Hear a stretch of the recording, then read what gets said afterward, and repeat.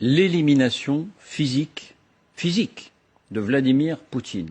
Qu'est-ce que ça signifie quand on évoque cette idée? Qui travaille sur ces hypothèses, peut-être sur ces scénarios? On en parle ce soir donc avec vous tous. D'abord, les faits, rien que les faits. Voici les indispensables avec Justine Fraissinet. Bonsoir Justine. Bonsoir David, bonsoir à tous. Éliminer physiquement Vladimir Poutine, ce qui est frappant, c'est que depuis quelques jours, certains l'évoquent même à voix haute.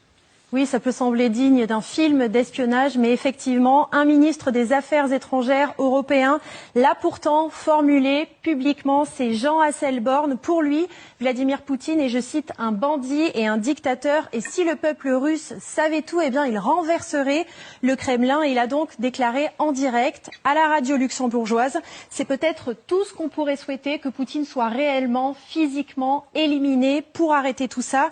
Jean Asselborn a ensuite présenté ses excuses, mais en tout cas, le propos a bel et bien été prononcé. Oui, il s'agit du ministre des Affaires étrangères luxembourgeois. Alors c'est vrai qu'il est habitué à avoir des propos souvent un peu tranchants, un peu cash, comme on dit en bon français. Enfin là, tout de même, voilà, ça n'est pas rien de relever ça. Et ce souhait et cette issue est peut-être même envisagée aux États-Unis par cet homme, c'est le sénateur Lindsey Graham.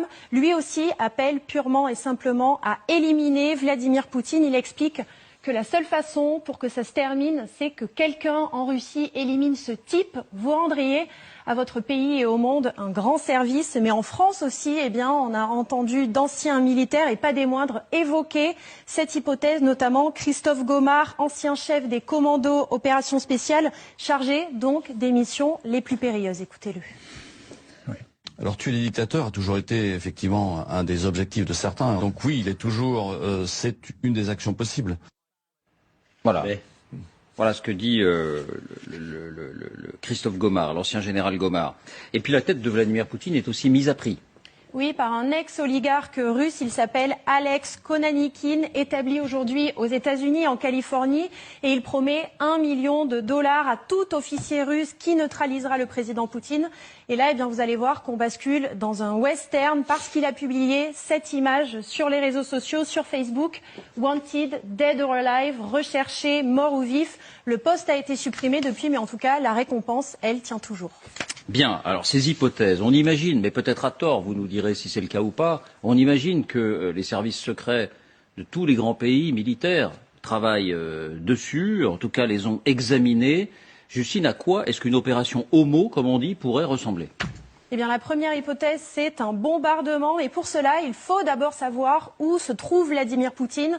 La plupart des observateurs sont persuadés qu'en fait, il n'a jamais quitté le Kremlin depuis 2 ans. L'hypothèse, c'est qu'il vivrait en fait sous terre, dans un bunker souterrain. Et on sait qu'il y en a au moins 4 dans un périmètre de 50 km autour du Kremlin. Tous sont équipés pour communiquer, ils sont protégés des bombardements par des plafonds et des murs en béton de 6 à 8 mètres d'épaisseur. Ces mêmes bunkers où Staline vivait déjà à son époque, des galeries de plus de 300 000 mètres carrés qu'on peut d'ailleurs encore visiter aujourd'hui. Et donc la conclusion, même avec les bombes les plus puissantes, cette hypothèse d'un bombardement, elle paraît assez difficile.